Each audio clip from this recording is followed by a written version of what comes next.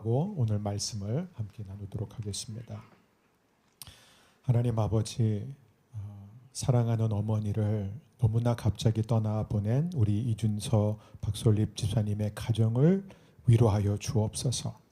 장례 모든 절차를 마쳤습니다. 하나님 감사합니다. 하지만 어머니의 빈자리가 너무나 크게 느껴집니다. 그 온 가족들 천국 소망으로 위로하여 주옵소서. 사랑하는 손녀딸들에게도 하나님의 위로가 넘치게 하사 하나님 할머님의 귀한 신앙을 오히려 간직하고 이어나가는 복된 가정이 되게 하여 주옵소서. 중동 지방을 비롯하여 하나님 이 세상에는 끊임없이 전쟁과 싸움이 이어지고 있습니다. 하나님 아버지, 오늘도 구합니다. 모든 칼을 쳐서 보습으로 만들어 주옵소서.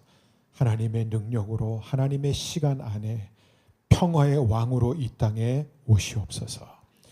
오늘도 우리에게 말씀하여 주사 우리 안에 있는 여러 가지 소음들을 잠재워 주시고 우리의 힘으로도 능으로도 되지 않고 오직 하나님의 영으로만 되는 하나님 그 은혜를 오늘 우리에게 부어 주옵소서.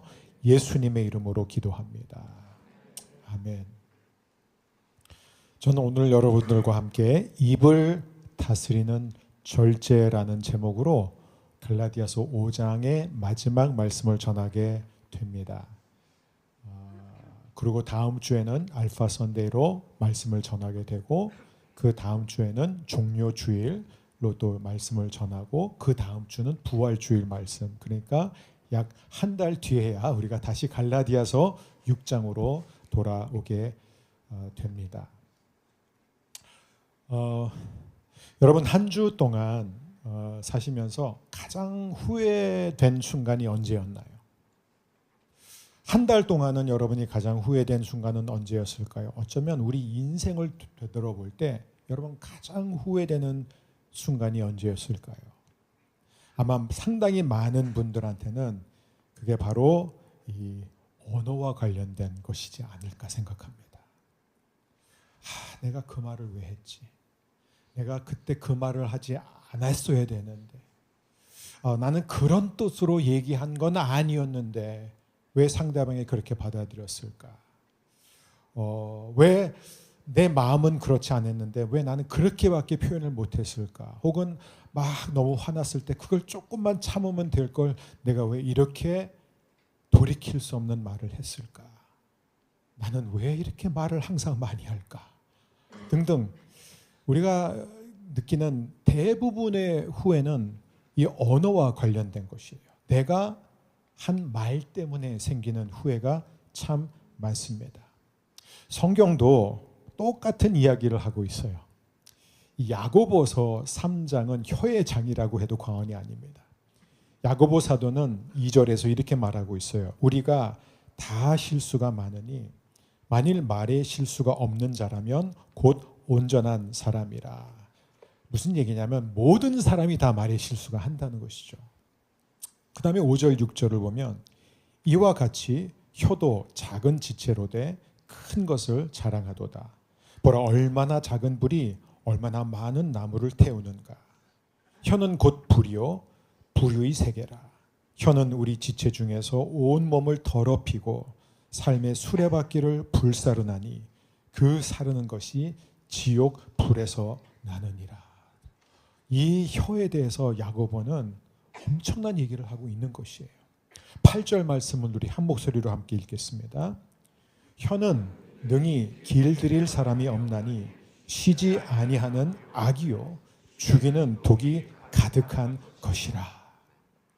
지금 야고보 사도가 하고자 하는 얘기는 이거예요. 우리의 언어, 우리의 말이 일상에서 지옥의 불을 가장 쉽게 끌어오는 통로라는 거예요. 여러분 시편을 읽게 되면 저는 전에도 말씀드렸지만 저는 늘 시편으로 매일 기도합니다. 매일 시편을 읽으면서 시편으로 기도해요. 그래서 저는 그래요. 시편 없이 살 수 없다. 시편이 저의 모든 마음과 심정을 그대로 담아내고 있기 때문에 그래요. 근데 여러분 시편을 읽다 보면요. 거기에 탄식과 하나님 앞에 하소연과 눈물이 굉장히 많이 나오죠.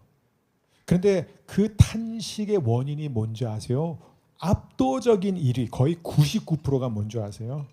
이게 어떤 실제 물리적인 폭력 때문에 일어나는 게 아니라 전부 다 입술, 혀에서 나오는 공격 때문에 상처를 당하고 소외를 당하고 아프고 무너지고 병이 든다는 거예요.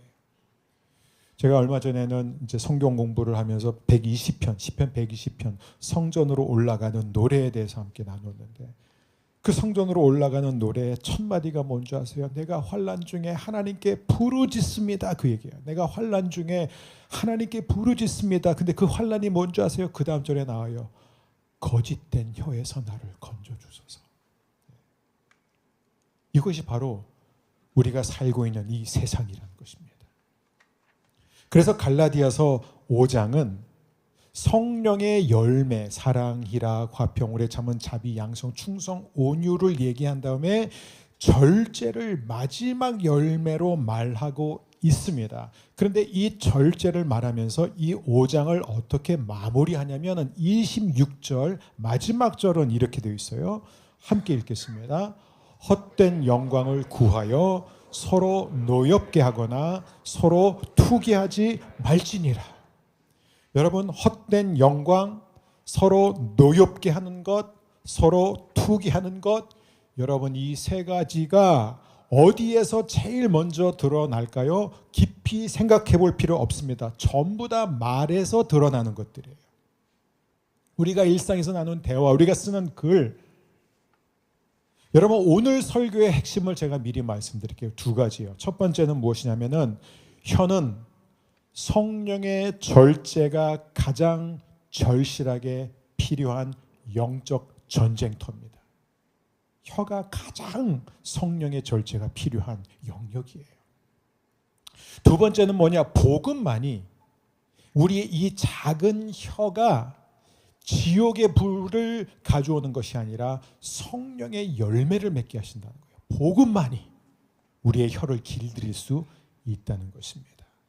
그래서 저는 오늘 이 핵심 메시지를 생각하고 여러분과 함께 이 본문을 좀 더 깊이 들여다보기를 원합니다. 우리가 지난주는 아니고 지지난주네요. 이 지난 시간에 살펴본 것처럼 여러분 왜 절제가 9 열매 중에서 가장 마지막으로 나올까요? 왜냐하면 뭐 순서상 가장 덜 중요하든 아니면 그냥 순서상 가장 중요한 그런 하나의 목록이 아니라 이 절제라는 것은 앞서 나오는 모든 열매에 대한 결론이자 더 중요한 것, 그 모든 것을 지켜주는 역할을 합니다. 여러분, 성령의 열매는 단수로 사용되죠. 그러니까 이 열매는 9가지 측면이 있지만 결국은 하나의 열매예요. 여러분, 한 열매를 한번 생각해 보세요. 오렌지가 있습니다. 사과가 있습니다. 멜론이 있습니다. 뭐 망고가 있습니다. 뭐 여러분이 좋아하는 두리안 또 안 좋아하는 사람들이 많죠. 하여간 여러 가지가 있어요. 근데 여러분 그 사랑과 희락과 화평과 이 다양한 열매들이 속살이라고 한번 생각해 보세요. 그러면 절제는 어떤 기능을 하냐면 껍질과 같은 거예요. 껍질도 그 열매의 일부예요. 바나나 껍질이 없는 바나나는 있을 수가 없습니다. 오렌지 껍질이 없는 오렌지가 있을 수 없어요. 그런데 이 껍질의 역할이 무엇이죠? 껍질을 벗기게 되면 껍질이 없으면요, 그 속이 아무리 싱싱해도 아무리 좋은 상태여도 금방 마르고 금방 시들해지고 금방 상하고 금방 썩게 된다는 거예요. 여러분, 절제가 바로 이런 역할을 하는 것이에요. 절제는 성령의 모든 열매 전체를 지켜주는 역할을 합니다. 어떤 사람이 사랑이 굉장히 많아요. 그런데 그 사람에게 절제가 없다면요, 그 사랑은 절제된 사랑을 할 수가 없는 거예요. 절제되지 않은 사랑은 반드시 관계가 무너지게 되어 있습니다. 또 오래 참음이 있을 수 있어요.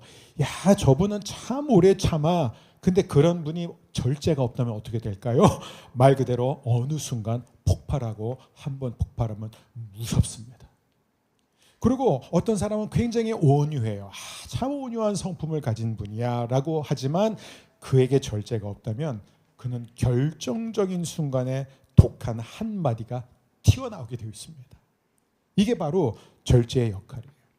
절제는 바로 모든 열매를 지켜내는 역할을 합니다. 자, 여기서 우리가 기억할 것이 있어요. 성경은 절제하라라고 우리에게 명령하지 않습니다. 성경은 뭐라고 말하죠? 절제는 성령의 열매다. 성령의 열매는 절제다. 이 얘기를 하는 거예요. 다시 말하면 열매라는 것, 이 절제는요, 내가 열심히 노력해가지고 만들어낼 수 있는 결과가 아니라 오직 성령님이 우리 안에서 만들어내시는 것이라는 거예요.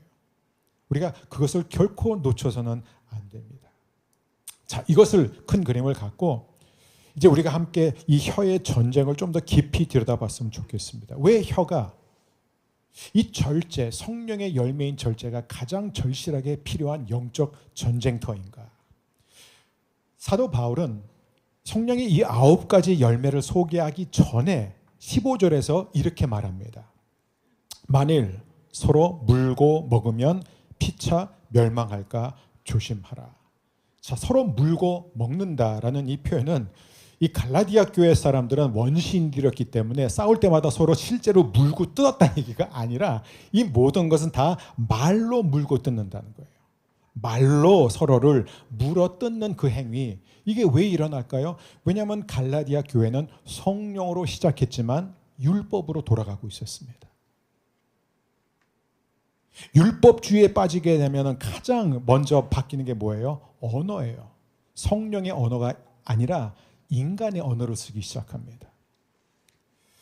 여러분, 부부가 성령 충만하지 않으면 어떻게 돼요? 부부만큼 서로의 약점을 아는 관계가 없잖아요. 그러니까 뭐예요? 그 약점을 찌르는 말을 한다는 거예요. 그래서 부부싸움이 끝났어도 그 상처와 분노는 쉽게 사라지지 않습니다. 부모와 자녀 관계도 마찬가지예요. 서로의 자존심에 상처를 내는 말로 서로를 겨눌 때가 너무나 많습니다. 왜요? 너무나 잘 알기 때문에.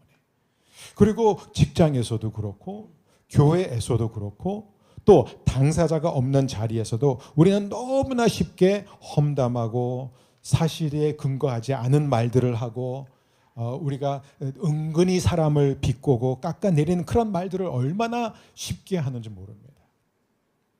제가 그동안 많은 교회에서 사역을 했었습니다. 근데 좀 교회에서 흔히 들을 수 있는 말들 가운데 이런 얘기들이 있어요. 예. 저 집사님은 맨날 말만 하지 실제로 하는 건 아무것도 없어. 저 장로님은 나서는 것만 좋아하지 뒤에서는 아무 일도 안 하더라. 우리 목사님은 보니까 저 집사님만 잘 챙겨주는 것 같아. 근데 보니까 그 집사님이 돈이 많더라. 뭐 이런 얘기를 해요. 그리고 뭐 이런 얘기죠. 제가 좀 적었지만 이거예요. 이번에는 실제로 제가 들은 얘기만 하는 거예요. 이번에는 다 그 권사님한테 일을 맡긴 거 보니까 역시 인맥이 짱이야. 인맥. 그리고 찬양팀이 막 찬양을 잘하면 찬양팀 제대로 이렇게 설쳐대 자기들 무대인 줄 알아 교회가. 막 이런 얘기를 하고요. 그리고 이제 교회를 좀 오래 다니고 헌신한 분들은요, 우리는 정말 교회 초창기 때부터 고생하면서 진짜 헌신하는데 요즘 새로운 애들은 아무것도 안 해. 이런 얘기도 하고요. 그리고 뭐 이런 있잖아요. 그 집사님 좀 원래 그래요. 지금 말하기 곤란해요. 좀 그런 분이에요. 이런 애매한 얘기를 하고요. 여러분 제일 무서운 게 뭔지 아세요? 사실 나만 그렇게 생각하는 게 아니라 모두가 그렇게 생각해요. 이런 얘기요. 교회에서 얼마나 이런 얘기들이 쉽게 오고 가는지 모릅니다. 사도 바울은 뭐라고 말하냐면 여러분이 계속 그런 식으로 말로 서로를 물고 뜯다 보면은 결국 모두가 다 잡아먹히게 됩니다. 그 얘기예요. 다 함께 죽는 것입니다. 여러분, 우리의 말 한마디가 한 사람의 자존감을 무너뜨릴 수 있고요. 말 한마디가 가정을 파탄에 이르게 할 수 있고요. 말 한마디가 한 공동체의 신뢰를 깰 수가 있습니다. 그래서 사도 바울이 그 뒤에 이제 뭘 하죠? 그 말을 한 다음에 육체의 일들을 나열하잖아요. 그럼 우리 육체의 일 하면 항상 생각하는 게 뭐예요? 가장 먼저 등장한 게 음행, 더러운 것, 술 취함, 방탕. 근데 거기까지는 우리가 예상할 수 있어서도 그 뒤에 나온 게 뭐예요? 분냄, 시기, 분쟁, 당짓는 것, 분열함, 투기. 여러분, 방금 제가 한 이 모든 게 다 뭐와 관련됐어요? 전부 다 말의 싸움이에요. 혀와 관련되지 않은 게 하나도 없습니다. 자기 자랑, 거짓말, 과장, 험담, 뒷얘기. 그래서 사도 바울이 이 얘기를 하면서 성령의 열매를 소개하고 성령의 결론으로서 열매로의 결론으로서 절제를 말하고 5장의 결론으로 마지막 절 26절에서 이렇게 쓰고 있는 거예요. 우리 다시 한번 읽겠습니다. 헛된 영광을 구하여 서로 노엽게 하거나 서로 투기하지 말지니라. 이 헛된 영광이 뭐예요? 헛된 영광은 뭐냐면요, 조금 더 인정받고 싶은 마음이에요. 내가 조금 더 나아 보이고 싶은 마음에서 나오는 말들을 말하고 있습니다. 복음으로 내가 채워지지 않으니까, 이게 지금 율법으로 채우려고 하니까, 행위로 채우려고 하니까 우리는 계속해서 인정받기 위해서 더 좋은 사람, 괜찮은 사람, 신앙 있는 사람처럼 보이고 싶은 그런 마음이 작동한다는 거예요. 그래서 우리는 계속 그런 말들을 합니다. 그리고 이런 말들은 두 가지 특징이 있어요. 하나는 뭐예요? 자기 자신을 올리는 말, 또 하나는 상대방을 내리는 말을 한다는 거예요. 근데 이것도 굉장히 교묘하게 해요. 다 맞는 말이에요. 내용은 틀리진 않아요. 근데 한번 들어보면 결국 자기를 돋보이게 하는 얘기예요. 그리고 서로 노엽게 합니다. 일부러 말을 통해서 상대방에게 자극을 주고 건드리고, 그리고 또 서로 투기한다는 거예요. 다른 사람이 잘 되는 것을 보면 불편한 거예요. 그래서 칭찬과 격려보다는 오히려 험담하고 뒷얘기를 많이 한다는 것이죠. 사도 바울이 말하는 이 세 가지가 다 우리의 입술과 혀와 관련이 있습니다. 그래서 사도 바울은 오늘 우리에게 이런 질문을 하는 거예요. 여러분 성령 충만합니까? 라는 이 질문 앞에 내가 지금 성령 충만한지 성령 충만하지 않은지를 어떻게 알 수 있느냐? 저는 지난주에 하루도 빼놓지 않고 큐티했습니다. 저는 예배도 다 드렸습니다. 저는 기도를 많이 했습니다. 좋아요. 다 좋아요. 근데 그것들은 다 도구입니다. 결국은 내가 정말로 지금 한 주 동안 성령 충만하게 살았는지를 알 수 있는 가장 확실한 방법은 한 주 동안 내 입에서 어떤 말들이 나왔느냐를 보면 알 수 있어요. 그게 사도 바울이 하는 말입니다. 저는 우리 사랑하는 모든 성도님들에게 하나님의 영이 임하셔서 다음 한 주 동안 여러분의 입에서 성령의 언어가 나오기를 축복합니다. 이게 바로 성령의 충만입니다. 그럼 혀는 왜 이렇게 힘든가? 왜 이렇게 언어는 절제가 안 되는가? 야고보서를 보면, 야고보서 3장 8절을 보면 혀에 대해서 이렇게 말하고 있죠. 혀는 능히 길들일 사람이 없나니 쉬지 아니하는 악이요 죽이는 독이 가득한 것이라. 능히 길들일 사람이 없다라고 말하고 있습니다. 이 얘기는 무슨 얘기냐면은 어차피 안 돼, 그 얘기가 아니에요. 당신은 바뀌지 않아. 혀는 영원히 안 바뀌어, 그 얘기가 아니라 사람의 힘으로는 안 바뀐다는 거예요. 사람의 노력과 결단으로 바뀌지 않는다는 것입니다. 그래서 오늘 이 말씀을 들으면서 그래, 나 이제부터 말 조심해야지. 나 좀 말 좀 적게 해야 되겠다. 잠언에 굉장히 지혜로운 말씀이 있어요. 아무리 미련한 사람이라도 입술을 닫으면 지혜롭게 보인다. 저는 나이 들면서 정말 저는 입술을 닫게 해달라고. 그거 하나만으로도 우리는 슬기로운 자로 여겨진다는 거예요. 그래서 우리가 내가 말도 좀 줄여야 되겠다. 내가 말 조심해야 되겠다. 내가 내 언어를 절제해야 되겠다. 여러분 우리 새가족 교육을 받으신 분들은 아시겠지만 우리가 가장 먼저 교인의 의무, 성도의 의무 중에서 첫 번째가 뭐예요? 언어의 절제예요. 저 굉장히 언어의 절제를 굉장히 중요하게 생각합니다. 물론 바른 시민으로 사는 것도 굉장히 중요하지만 저는 허북교회 초창기 때부터 만일 우리 교회가 규정이 하나밖에 있을 수 없다면 언어의 절제로 정하겠다. 왜요? 99%의 모든 문제와 갈등이 언어에서 시작되기 때문이에요. 그래서 오늘 이 말씀 앞에 내가 이제부터는 정말 참아야지, 조심해야지, 말 조심해야지 라고 한다고 해서 해결되는 게 아니에요. 왜요? 그래서 진짜 한 주 동안 성공한다고 한번 생각해 보세요.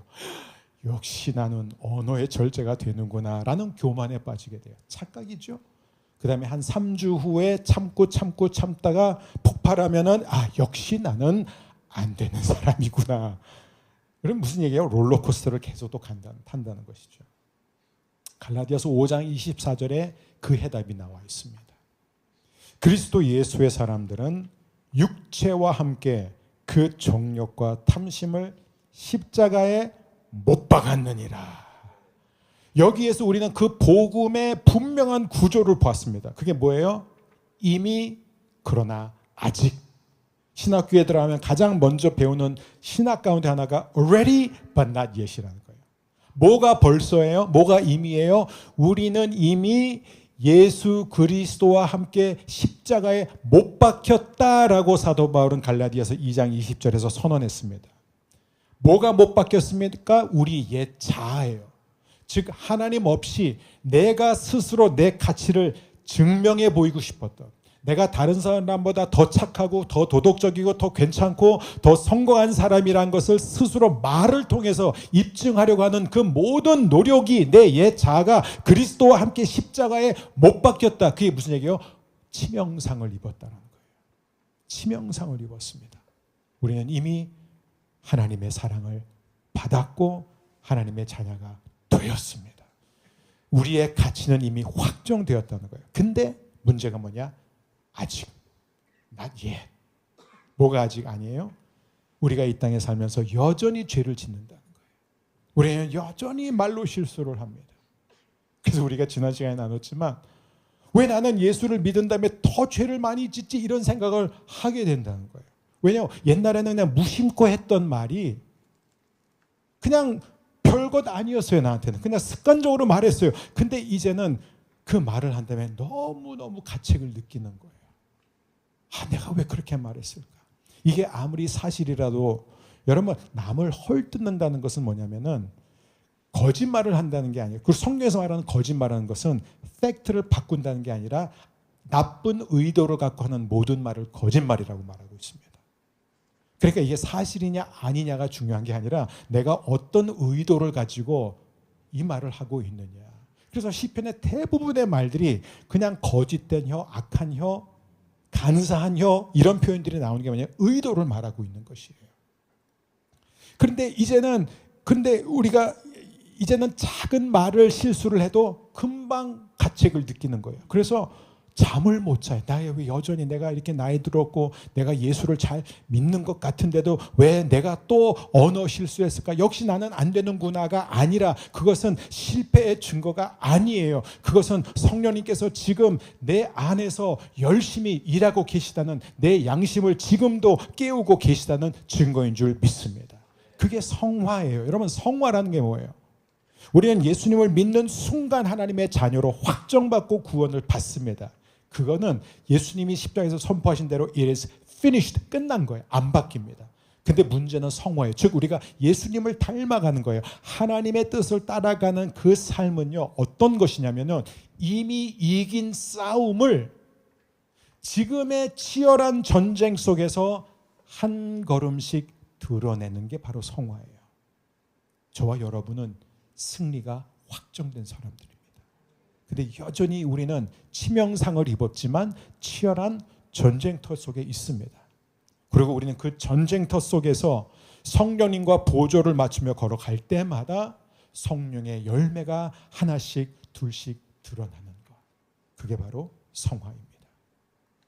그래서 저는 어떻게 마지막으로 복음이 우리의 혀를 바꾸는지, 복음이 어떻게 우리의 언어를 바꾸는지 여러분과 함께 살펴보기를 원합니다. 예수님이 뭐라고 말씀하셨냐면 누가복음 6장 45절에서 이렇게 말씀하셨어요. 사람이 마음에 가득한 것을 입으로 말함이니라. 이게 무슨 얘기냐면 불편하죠. 내가 원래 마음에 없었던 얘기를 그때 화가 나서 한 거야. 미안. 이게 안 된다는 거예요. 왜냐하면 우리가 홧김에 한 말도 사실은 뭐예요? 우리의 마음에 가득한 것이 나온 거지. 홧김에 우리의 마음이 없었는데 홧김에 나오지 않습니다. 우리가 여기서부터 출발해야 됩니다. 그래서 모든 말은 마음의 스피커예요. 혀의 문제는 결국 마음의 문제라는 것입니다. 그래서 우리가 오늘 던져야 될 진짜 중요한 질문은 뭐냐면 내가 어떻게 하면 내 언어를 바꿀 수 있을까? 어떻게 하면 내 표현을 바꿀 수 있을까? 그거는 전혀 도움이 되지 않습니다. 오늘 우리가 던져야 되는 질문은 내가 마음이 어떻게 하면 바뀔 수 있을까? 어떻게 하면 내 마음이 바뀔 수 있을까? 근데 더 정확한 질문은 뭔지 아세요? 누가 내 마음을 바꿀 수 있을까요? 누가 내 마음을 바꿀 수 있을까?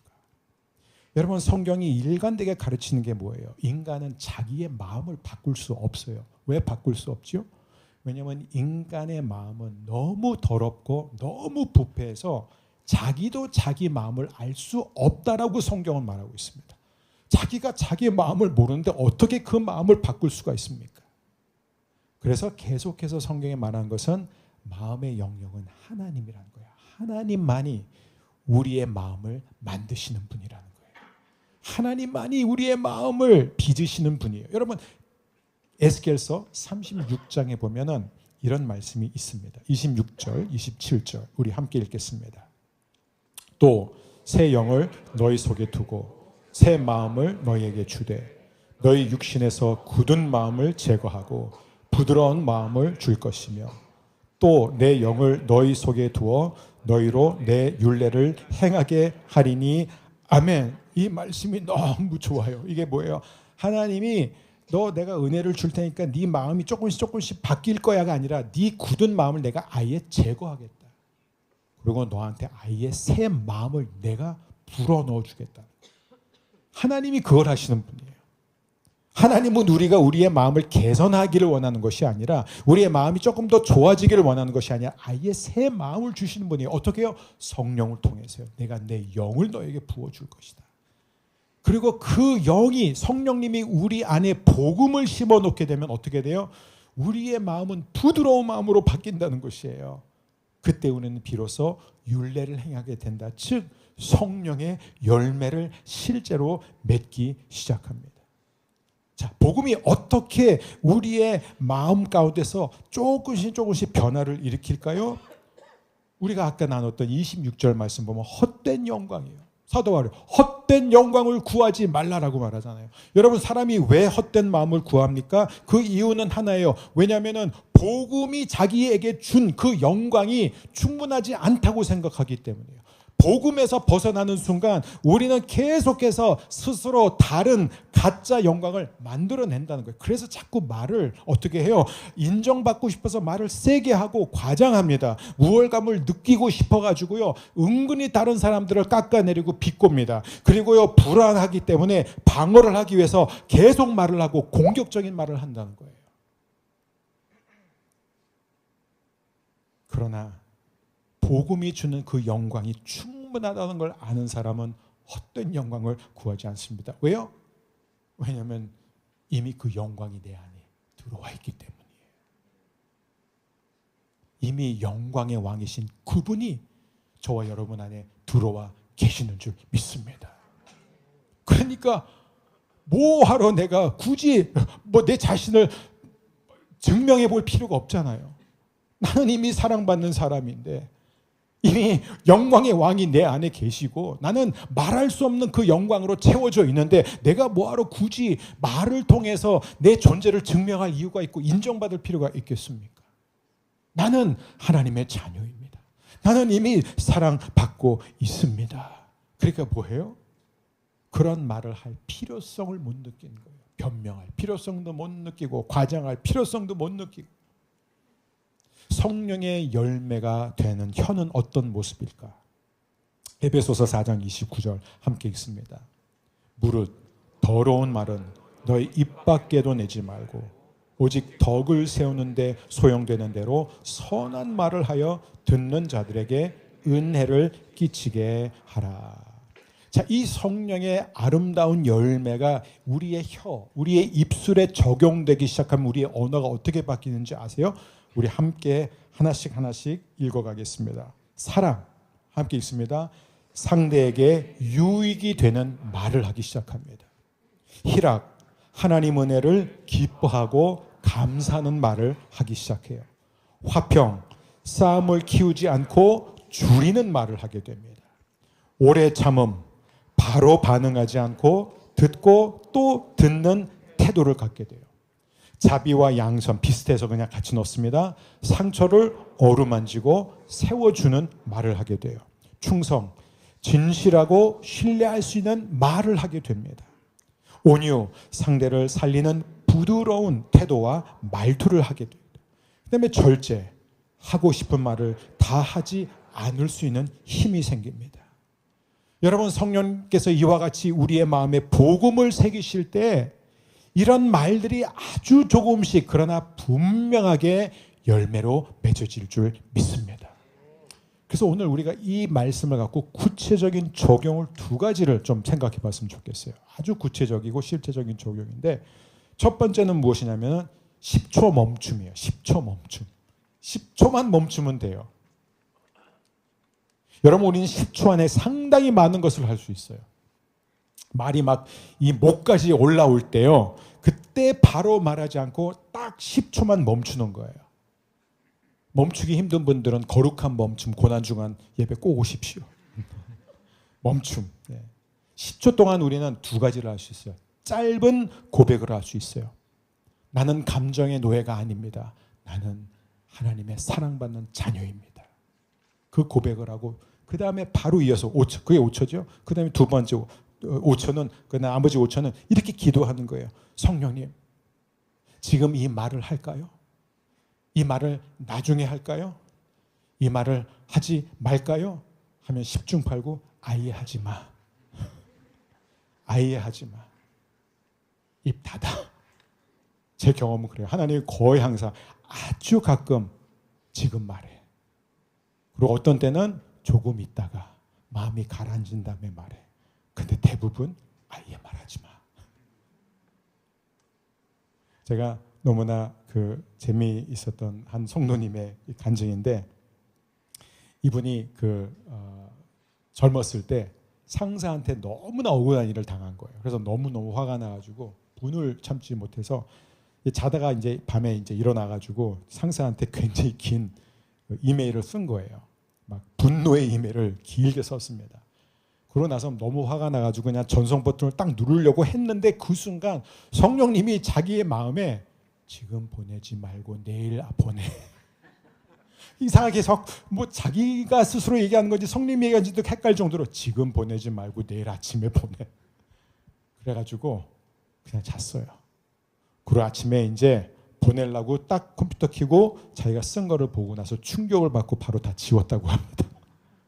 그 결과 그 상사와 또 아름다운 관계를 계속 유지할 수 있었을 뿐 아니라 그 회사의 임원이 됐어요. 근데 이제 자기 얘기한 거예요. 그때 자기가 자기의 직장 인생을 지킬 수 있었다. 그 10초의 멈춤 때문에. 두 번째, 우리가 생각하는 실제적인 적용은 무엇이냐? 여러분한테 정말 격려해 드리고 싶어요. 여러분, 오늘 이 말씀을 듣고 성령님을 의지하면 여러분 이제부터는 말 실수하지 않을 것입니다라고 격려하고 싶지만, 그것은 격려가 아니라 거짓이에요. 왜냐하면 우리는 다 실수합니다. 아직이기 때문에. 어쩌면 오늘 실수할 수도 있고 다음 한 주 또 실수할 수 있어요. 중요한 거는 실수를 했느냐 안 했느냐가 아니라 실수했을 때 빨리 돌이키는 거예요. 그래서 그리스도인의 특징은 뭐냐면 실수했을 때 바로 사과할 수 있는 거예요. 내가 누군가에게 상처를 줬어요. 그럼 내가 당신에게 상처를 줘서 미안합니다. 내가 그때 너무나 화가 났기 때문에, 내가 너무나 교만했기 때문에 내가 당신을 배려하지 못하고 이런 얘기를 했습니다. 그러면서 자기 자신은 알아요. 내가 하나님의 자녀인데, 나는 사랑받는 자녀인데 나는 하지 않아야 할 말을 했구나. 여러분, 이것은 단순한 예의상 해야 되는 얘기가 아닙니다. 그리스도인은 뭐 예의가 바른 사람 그래서 하는 게 아니라, 그리스도인은 자기가 누구인지를 늘 기억해야 되기 때문에 그래요. 내가 누구예요? 우리나라 그리스도 예수 안에서 누구인지를 계속해서 선포하는 영적 행위에 나는 하나님의 사랑받는 자녀이다. 나는 이미 하나님이 가장 가치 있는 존재로 여겨주셨다. 그러니까 우리는요, 실수하면요 용서를 구할 수 있어야 됩니다. 바로 사과할 수 있어야 되는 거예요. 여러분, 의인의 특징이 뭐예요? 죄를 안 짓는 사람이 아니라 잠언에 나와 있지 않습니까? 7번 넘어져도 다시 일어나는 사람이에요. 그게 의인이에요. 회개할 줄 아는 사람입니다. 사랑하는 여러분, 오늘 말씀의 결론은 이것입니다. 여러분, 우리의 소망이 어디 있습니까? 여러분, 성령의 열매 가운데 성격과 관련된 건 하나도 없어요. 여러분, 이걸 성격이라고 생각하면 안 돼요. 내가 오늘 이 말씀을 듣고 말을 조심히 하는 사람이 되어야 되겠다. 그게 여러분의 목표가 되면 안 됩니다. 성령의 9가지 열매 중에서 그 어떤 것도 성격은 다 가짜예요. 그러니까 성격으로 사랑이 많고 성격, 기질상 기쁨이, 그거는 성령의 열매가 아니라 그거는 죄송하지만 가짜에 왔다 갔다 하는 거예요. 그럼 우리의 소망은 무엇인가? 우리의 소망은 말을 절제하는 우리 자신이 아니라 말을 마지막까지 완벽하게 사용하신 예수님이에요. 예수님만이 우리의 참 소망이십니다. 예수님은 온갖 욕을 먹으실 때 욕으로 갚지 않으셨습니다. 예수님은 온갖 위협을 받으실 때도 위협하지 않으셨어요. 그리고 예수님은 십자가에서 조롱과 온갖 비웃음의 그런 대상이 되었을 때도 예수님은 끝까지 뭐라 하셨죠? 그들을 구원하셨어요. 오늘 내가 나와 함께 낙원에 있을 것이다. 아버지, 저들을 사하여 주옵소서. 저들이 하는 것을 알지 못합니다. 이사야서 53장 7절 이렇게 설명하고 있습니다. 그가 곤욕을 당하여 괴로울 때에도 그 입을 열지 아니하였으며 마치 도수장으로 끌려가는 어린 양과 털 깎는 자 앞에서 잠잠한 양같이 그의 입을 열지 아니하였도다. 여러분, 우리의 거짓, 과장, 욕설, 비난, 험담, 이 모든 것을 주님이 대신 짊어지고 침묵하셨습니다. 그동안 우리의 혀가 불러온 크고 작은 모든 지옥과 같은 그 불과 그 현실을 예수님이 온 몸으로 다 받아내셨습니다. 그래서 저와 여러분은 오늘도 이 말씀 앞에서 다시 우리의 혀를 천국의 언어를 배우고 천국의 언어를 말하고 살아갈 수 있게 된 것이에요. 갈라디아서 5장 25절은 이렇게 말하고 있습니다. 우리 함께 읽을까요? 우리가 성령으로 살면 또한 성령으로 행할지니. 여러분, 우리는 다 성령 안에 있습니다. 성령님이 지금 우리 안에 와 계십니다. 끝까지 언어를 완전하게 절제하시고 아름답게 사용하신 그 예수님이 성령님을 통해, 말씀을 통해 지금 저와 여러분 안에 거하십니다. 이제 우리가 할 일은 하나예요. 성령으로 살면 또한 성령으로 행할지니.